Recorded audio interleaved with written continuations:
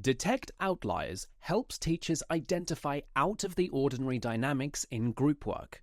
The feature suggests labels based on how students rated themselves and their peers.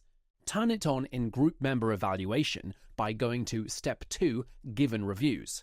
First, you'll need to make sure to configure the activity so that students evaluate each other within groups, with self-assessment enabled, and with reviews required set to 4 or higher, or all peers.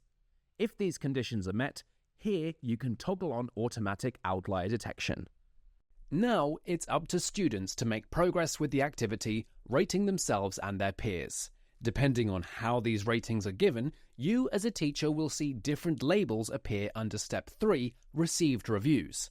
Do note that these labels are indicative. They guide your attention to particular dynamics, but they do not act as definitive judgments.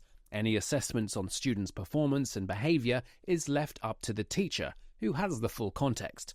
Let's look at some of these labels for an example.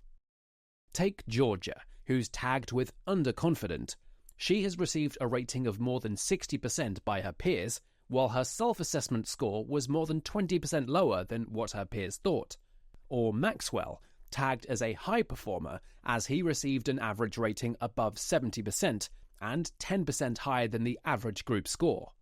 It's also possible for a student to have multiple tags. Hover over the tag for more details.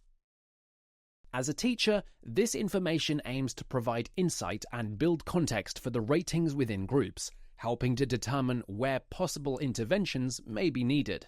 For a more detailed overview of each tag, take a look at the Detect Outliers article in our Help Center.